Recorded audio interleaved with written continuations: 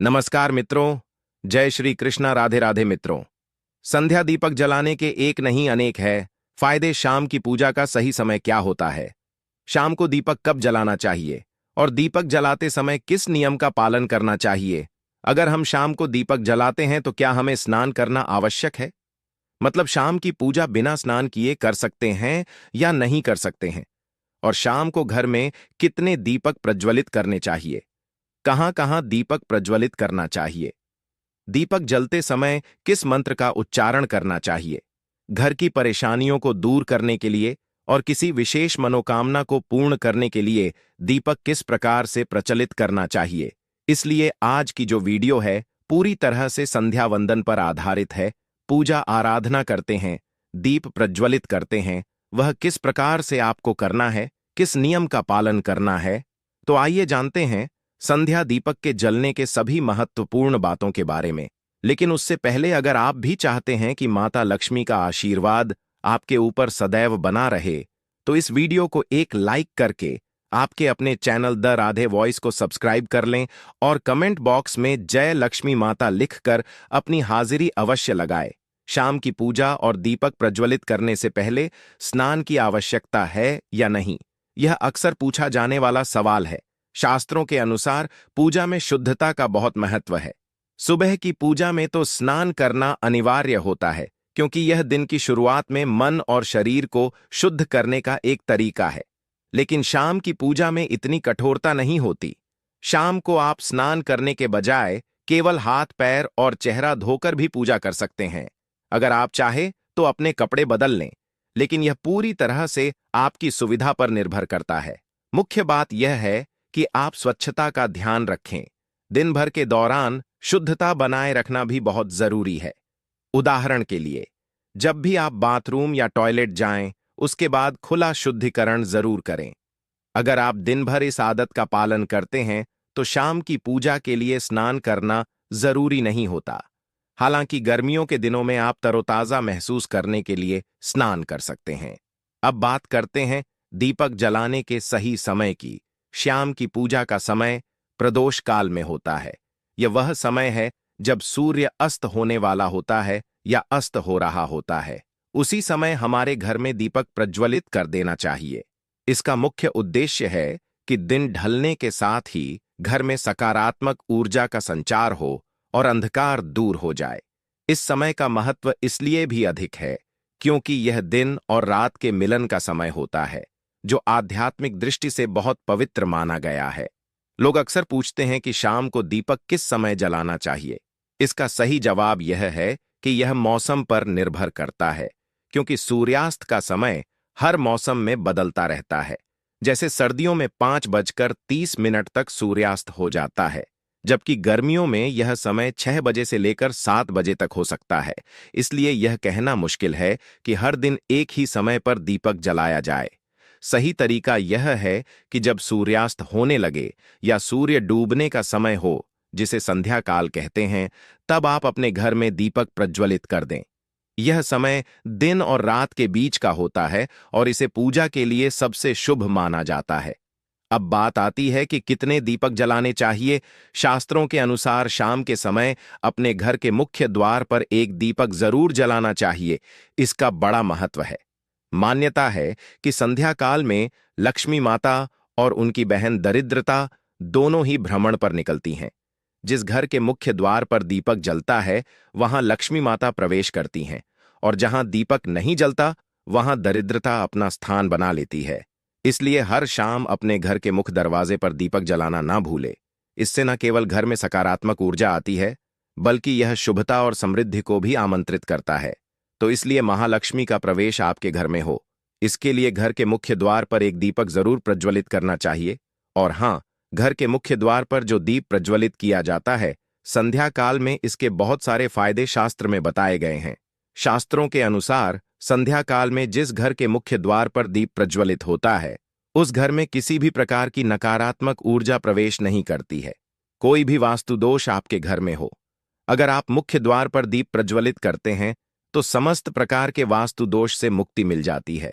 और अगर आपके घर में पितृदोष है, जिसकी वजह से परेशानियां आपके घर में बनी हुई हैं, तो घर के मुख्य द्वार पर जो हम दीप प्रज्वलित करते हैं, इससे घर का पितृदोष भी समाप्त हो जाता है। और इसके अलावा घर में किसी भी प्रकार की अशांति रहती हो या फिर आपके घर में बीमारियां बहुत रहती हैं, कलह रहता है, आर्थिक तंगी रहती है, तो घर के मुख्य द्वार पर हम दीप प्रज्वलित करते हैं तो समस्त प्रकार की परेशानियों से, दुखों से आपको मुक्ति मिल जाती है। इसलिए घर के मुख्य द्वार पर दीप प्रज्वलित करना अत्यंत आवश्यक होता है। शास्त्रों के अनुसार घर के मुख्य द्वार पर एक दीपक अवश्य ही होना चाहिए। अब बात करें दूसरे दीपक की, तो दूसरा दीपक आपको अपने घर की तुलसी के पास प्रज्वलित करना चाहिए। शास्त्रों के अनुसार अगर शाम के समय संध्या काल में तुलसी की जड़ के पास अंधेरा रहता है, ऐसे घर में दरिद्रता का स्थायी वास बन जाता है। और जिन घरों में शाम के समय तुलसी के पास दीप प्रज्वलित किया जाता है, ऐसे घर में लक्ष्मी का वास होता है। श्री हरि विष्णु सहित महालक्ष्मी ऐसे घरों में वास करती है। तो आपको प्रयास करना चाहिए कि शाम के समय तुलसी के पास एक दीपक अवश्य प्रज्वलित करें। अब बात करें अगले दीपक की, तो शाम के समय अपने घर के ईशान कोण में, मतलब जहां पर भी आपने अपने घर का मंदिर बनाया हुआ है, उसी स्थान पर घर के मंदिर में एक दीपक अवश्य प्रज्वलित कीजिए। 2-3 दीपक आपको प्रतिदिन जरूर प्रज्वलित करने चाहिए। और अगर आप तीनों दीपक प्रतिदिन प्रज्वलित करते हैं तो विश्वास रखिए, आपके घर की बहुत सारी परेशानियां स्वयं ही समाप्त हो जाती हैं। और अब बात करते हैं अगले प्रश्न के बारे में, जो आप लोगों के हमेशा प्रश्न आते हैं कि दीपक किस चीज से प्रज्वलित करना चाहिए। सरसों का तेल डालते हैं या नहीं, या फिर तिल के तेल का प्रयोग करना चाहिए, या फिर शुद्ध गाय के घी का।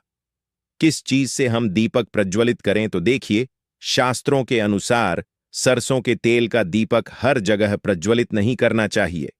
सरसों का तेल कड़वा तेल कहा जाता है। इस तेल का दीपक हम प्रज्वलित करते हैं शनिदेव के लिए। अगर आप दीप दान करते हैं, शनिवार के दिन सरसों के तेल का दीपक जलाने का खास महत्व है। आप इसे अपने घर के मुख्य द्वार पर जला सकते हैं, या फिर पीपल के पेड़ के पास भैरव देवता की पूजा में भी सरसों के तेल का दीपक जलाया जाता है। लेकिन शास्त्रों के अनुसार बाकी दिनों में और बाकी देवताओं के लिए दीपक जलाने में गाय के घी का ही प्रयोग करना चाहिए। अब सवाल आता है कि अगर शुद्ध गाय का घी उपलब्ध ना हो तो क्या करें। ऐसी स्थिति में आप बाजार में मिलने वाले शुद्ध घी या किसी और अच्छे घी का इस्तेमाल कर सकते हैं। इसके अलावा तिल के तेल का दीपक भी एक अच्छा विकल्प है। जो दीपक आप रोजाना अपने घर में जलाते हैं, चाहे वह मुख्य द्वार पर हो, तुलसी के पास हो या घर के ईशान कोण उत्तर पूर्व दिशा में, उन्हें आप तिल के तेल या घी से जलाएं। इससे घर में सकारात्मक ऊर्जा और समृद्धि आती है। एक और बात का ध्यान रखना जरूरी है, जब भी आप दीपक जलाएं, उसे सही स्थान और सही दिशा में रखें। उदाहरण के लिए, मुख्य द्वार पर जलाए गए दीपक से लक्ष्मी माता को आमंत्रित करने का प्रतीक माना जाता है, जबकि तुलसी के पास दीपक जलाने से घर का वातावरण पवित्र होता है। कभी भी दीपक को सीधे जमीन पर नहीं रखा जाता है। दीपक रखते समय प्रतिदिन दीपक के नीचे थोड़ा सा आप चाहे तो चावल रख सकते हैं, या फिर आप चाहे तो थोड़े से पुष्प रख सकते हैं। और हाँ, अगर आप दीपक के नीचे चावल रखते हैं तो इस बात का आपको ध्यान रखना है कि चावल अखंडित होना चाहिए, क्योंकि ऐसा माना जाता है कि अगर टूटे हुए चावलों का प्रयोग हम पूजा में करते हैं, किसी भी प्रकार से, चाहे दीपक के नीचे रखकर करते हैं या फिर अक्षत के स्वरूप में करते हैं, तो इससे घर में दरिद्रता आती है। इसीलिए अखंडित चावल होने चाहिए। अगर आप दीपक के नीचे रखते हैं तो, और जैसे कि कई लोगों के प्रश्न आते हैं कि प्रतिदिन जो दीपक के नीचे हम चावल रखेंगे तो उस चावल का अगले दिन क्या करना चाहिए, तो अगले दिन उठाकर आप पक्षियों को डाल दीजिए, पक्षी उसे खा जाते हैं। और घर में जो आप ईशान कोण में दीप प्रज्वलित करते हैं, मतलब घर के मंदिर में जो दीपक प्रज्वलित किया जाता है, उस दीपक को आप किसी पात्र में भी रख सकते हैं। जैसे कि एक छोटी सी प्लेट ले लीजिए, उसी प्लेट में दीपक रख दीजिए और उस दीपक को हम प्रज्वलित करते हैं। मतलब घर के मंदिर में जो दीपक प्रज्वलित करेंगे वह आप किसी पात्र में भी रख सकते हैं, लेकिन सीधे जमीन पर आपको कोई भी दीपक नहीं रखना। इस बात का ध्यान रखिए। और आपका अगला प्रश्न है कि श्याम की पूजा करते समय किस मंत्र का जप करना चाहिए। दीप प्रज्वलित करते समय दीप जलाने का मंत्र क्या होता है, तो देखिए, दीप जलाने का मंत्र मैं आपको बता देता हूं। आप अगर जप सकते हैं तो जरूर जप, लेकिन अगर आप मंत्र नहीं जप पाते हैं तब भी शाम के समय जब आप दीपक प्रज्वलित करते हैं, उस समय आप किसी भी मंत्र का जाप कर सकते हैं। जैसे कि आप चाहे तो माता रानी कृष्ण कन्हैया के किसी मंत्र का जप कर सकते हैं। आपके कोई इष्ट देवता हो तो उनके मंत्रों का भी जाप कर सकते हैं। दुर्गा चालीसा का, हनुमान चालीसा का पाठ करते हुए भी आप दीप प्रज्वलित कर सकते हैं। जरूरी नहीं है कि आप दीपक जलाने वाला मंत्र ही पढ़ेंगे। किसी भी मंत्र को पढ़कर आप दीप प्रज्वलित कर सकते हैं। संध्या वंदन कर सकते हैं, क्योंकि शास्त्रों में कहा गया है कि मौन रहकर कभी भी पूजा नहीं करनी चाहिए। जो भी शुभ कर्म होते हैं वह मंत्र उच्चारण के साथ ही संपूर्ण किए जाते हैं, इसलिए मंत्र उच्चारण आवश्यक है। कोई भी मंत्र जपते हुए आप पूजा कर सकते हैं, संध्या वंदन कर सकते हैं, लेकिन दीपक जलाने का जो शास्त्रों के अनुसार मंत्र है वह मैं आपको पढ़कर बता देता हूं। मंत्र है शुभम करोति कल्याणम आरोग्यम धन संपदा शत्रु बुद्धि विनाशाय दीप ज्योति नमोस्तुते। दीपो ज्योति परम ब्रह्म दीपो ज्योतिर जनार्दन दीपो हरत में पापम संध्या दीप नमोस्तुते। इस मंत्र का जाप दीपक प्रज्वलित करते समय करने से कहा जाता है कि सभी प्रकार के पापों से मुक्ति मिल जाती है। और दीप देवता जो होते हैं दोस्तों, आइए पर हम दीप प्रज्वलित करते हैं तो समस्त प्रकार की परेशानियों से, दुखों से आपको मुक्ति मिल जाती है। इसीलिए घर के मुख्य द्वार पर दीप प्रज्वलित करना अत्यंत आवश्यक होता है। शास्त्रों के अनुसार घर के मुख्य द्वार पर एक दीपक अवश्य ही होना चाहिए। अब बात करें दूसरे दीपक की, तो दूसरा दीपक आपको अपने घर की तुलसी के पास प्रज्वलित करना चाहिए। शास्त्रों के अनुसार अगर शाम के समय संध्या काल में तुलसी की जड़ के पास अंधेरा रहता है, ऐसे घर में दरिद्रता का स्थायी वास बन जाता है। और जिन घरों में शाम के समय तुलसी के पास दीप प्रज्वलित किया जाता है, ऐसे घर में लक्ष्मी का वास होता है। श्री हरि विष्णु सहित महालक्ष्मी ऐसे घरों में वास करती है। तो आपको प्रयास करना चाहिए कि शाम के समय तुलसी के पास एक दीपक अवश्य प्रज्वलित करें। अब बात करें अगले दीपक की, तो शाम के समय अपने घर के ईशान कोण में, मतलब जहां पर भी आपने अपने घर का मंदिर बनाया हुआ है, उसी स्थान पर घर के मंदिर में एक दीपक अवश्य प्रज्वलित कीजिए। 2-3 दीपक आपको प्रतिदिन जरूर प्रज्वलित करने चाहिए। और अगर आप तीनों दीपक प्रतिदिन प्रज्वलित करते हैं तो विश्वास रखिए, आपके घर की बहुत सारी परेशानियां स्वयं ही समाप्त हो जाती हैं। और अब बात करते हैं अगले प्रश्न के बारे में, जो आप लोगों के हमेशा प्रश्न आते हैं कि दीपक किस चीज से प्रज्वलित करना चाहिए। सरसों का तेल डालते हैं या नहीं, या फिर तिल के तेल का प्रयोग करना चाहिए, या फिर शुद्ध गाय के घी का। किस चीज से हम दीपक प्रज्वलित करें? तो देखिए, शास्त्रों के अनुसार सरसों के तेल का दीपक हर जगह प्रज्वलित नहीं करना चाहिए। सरसों का तेल कड़वा तेल कहा जाता है। इस तेल का दीपक हम प्रज्वलित करते हैं शनि देव के लिए। अगर आप दीप दान करते हैं शनिवार के दिन, सरसों के तेल का दीपक जलाने का खास महत्व है। आप इसे अपने घर के मुख्य द्वार पर जला सकते हैं, या फिर पीपल के पेड़ के पास। भैरव देवता की पूजा में भी सरसों के तेल का दीपक जलाया जाता है, लेकिन शास्त्रों के अनुसार बाकी दिनों में और बाकी देवताओं के लिए दीपक जलाने में गाय के घी का ही प्रयोग करना चाहिए। अब सवाल आता है कि अगर शुद्ध गाय का घी उपलब्ध ना हो तो क्या करें? ऐसी स्थिति में आप बाजार में मिलने वाले शुद्ध घी या किसी और अच्छे घी का इस्तेमाल कर सकते हैं। इसके अलावा तिल के तेल का दीपक भी एक अच्छा विकल्प है, जो दीपक आप रोजाना अपने घर में जलाते हैं, चाहे वह मुख्य द्वार पर हो, तुलसी के पास हो, या घर के ईशान कोण। उत्तर पूर्व दिशा में उन्हें आप तिल के तेल या घी से जलाएं। इससे घर में सकारात्मक ऊर्जा और समृद्धि आती है। एक और बात का ध्यान रखना जरूरी है, जब भी आप दीपक जलाएं, उसे सही स्थान और सही दिशा में रखें। उदाहरण के लिए, मुख्य द्वार पर जलाए गए दीपक से लक्ष्मी माता को आमंत्रित करने का प्रतीक माना जाता है, जबकि तुलसी के पास दीपक जलाने से घर का वातावरण पवित्र होता है। कभी भी दीपक को सीधे जमीन पर नहीं रखा जाता है। दीपक रखते समय प्रतिदिन दीपक के नीचे थोड़ा सा, आप चाहे तो चावल रख सकते हैं, या फिर आप चाहे तो थोड़े से पुष्प रख सकते हैं।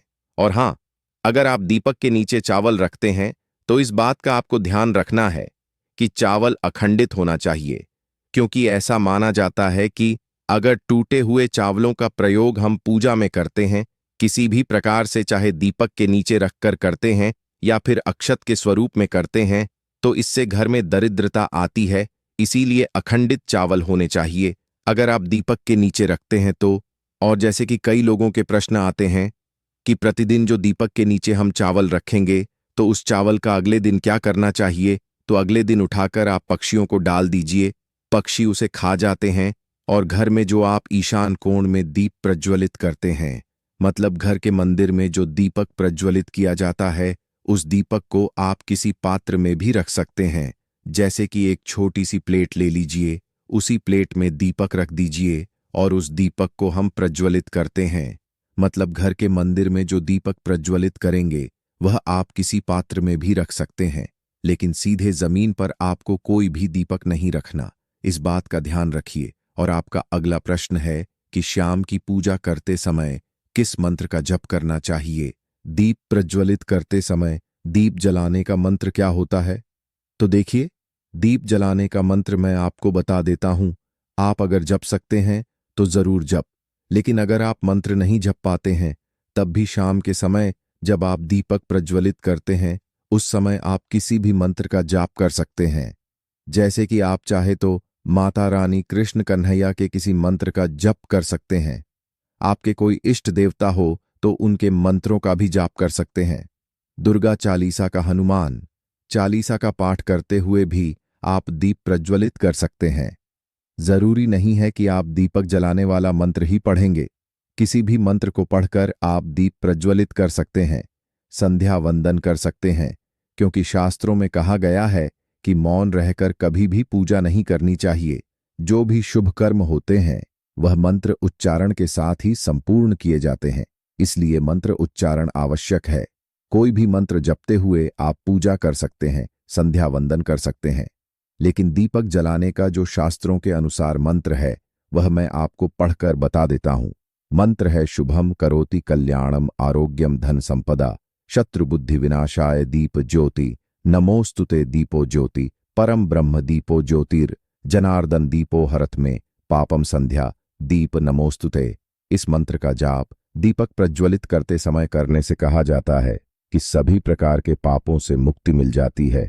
और दीप देवता जो होते हैं दोस्तों, आइए अब जानते हैं कुछ गलतियों के बारे में जिसकी वजह से घर में धन की कमी हो जाती है। नंबर 1, घर में तुलसी का पौधा और दाढ़िम का पेड़ होना ही चाहिए। यह दोनों को बहुत शुभकारी होते हैं। तुलसी माता जगदम्बा का रूप है। जब भी तुलसी सूख जाए, सावधान रहे, यह आपदा और धन के नाश का प्रतीक है। नंबर 2, अगर किसी भूखंड में ईशान कोण कट जाता है तो हरगिज ना खरीदे। ऐसे घर में रहने वाले दरिद्रता भोगते हैं। उसी प्रकार अगर ईशान में स्थित शौचालय भी गरीबी और रोग को आमंत्रित करता है। नंबर 3, के उत्तर दिशा में रखा गया मछली कुंड सुख और संपत्ति को आमंत्रित करता है। ध्यान रहे, मछली कुंड का जल बदलते रहे, मृत जीवों को मछली कुंड में ना रखें। नंबर 4, घर की मालकिन सुबह स्नान करके मुख्य द्वार की देहरी पर एक लोटा जल नित्य डाले तो मां लक्ष्मी का आगमन होता है। अपनी माता या पत्नी से वाद विवाद या झगड़ा करने से विशेषकर शुक्रवार को या सोमवार को धन संबंधी रुकावटें आती हैं। नंबर 5, प्रत्येक अमावस्या को घर का सारा फालतू सामान बेच दें या बाहर निकाल दें। इससे घर में सुख शांति रहती है और आर्थिक रूप से सक्षम बनते हैं। अमावस्या को कोई नई वस्तु या कपड़े खरीदने से बचना चाहिए। नंबर 6, शाम के समय कोई मेहमान या सुहागिन स्त्री आती है तो उसका सम्मान करके जलपान करावे। यह मान लक्ष्मी के आने का संकेत है। नंबर 7, यदि गृह के आग्नेय कोण में पानी की मटकी या जल संचय की व्यवस्था गलती से हो गई हो तो उस दोष को कम करने के लिए उस स्थान के ऊपर एक लाल बल्ब 24 घंटे जला रहने दें। इस दोष के कारण खर्चे बहुत बढ़ जाते हैं। नंबर 8, एक नियम का पालन करें। प्रतिदिन घर के मंदिर में दीपक जलाएं। घर की प्रथम रोटी गाय को एवं अंतिम रोटी कुत्ते को दे। इन बेजुबान जानवरों को रोटी देने पर भाग्य के दरवाजे खुल जाते हैं। नंबर 9, पीपल को विष्णु का अवतार कहा जाता है। प्रतिदिन पीपल को जल चढ़ाने से लक्ष्मी की प्रसन्नता प्राप्त होती है। अगर घर में पीपल हो तो कभी भी उसे नहीं कटवाए, इससे माता लक्ष्मी और विष्णु की अप्रसार होती है। नंबर 10, कभी भी घर में 2 बार झाड़ू पोंछा न करें। एक बार के झाड़ू पोंछा से नकारात्मक ऊर्जा समाप्त होती है तो दूसरी बार करने से सकारात्मक ऊर्जा समाप्त हो जाती है और देवी देवताओं का पलायन हो जाता है। नंबर 11, घर के अग्निकोण या पूर्व दिशा में या ईशान कोण या उत्तर और वायव्य कोण के बीच में अलमारी या तिजोरी रखने से खर्चे बढ़ते हैं और धन कम होता जाता है। दक्षिण दिशा में उत्तरमुखी अलमारी या नेत में उत्तरमुखी या पूर्वामुखी या उत्तर दिशा में पूर्वाभ्यास, शहद दर्पण, मोर के जोड़े की मूर्ति या चित्र घी रखना चाहिए। मार्केट पुराण के अनुसार यह वस्तुएं मां लक्ष्मी को आमंत्रित करती हैं। इसके अलावा पूजा घर में स्वयं के कुलदेवता या कुलदेवी का स्थान जरूर होना चाहिए। दोस्तों, यह तम जानकारी जन रुचि को ध्यान में रखकर दी जा रही है। वास्तुशास्त्र के उपाय को अपनी आस्था और विश्वास पर अमाए वीडियो का उद्देश्य मात्र आपको बेहतर सलाह देना है। इस संदर्भ में हम किसी भी प्रकार का दावा नहीं करते। अगर आज की यह जानकारी पसंद आई हो तो इस वीडियो को एक लाइक करके आपके अपने चैनल को सब्सक्राइब कर लें और बेल नोटिफिकेशन को ऑनल पर सेट जरूर करें। राधे राधे।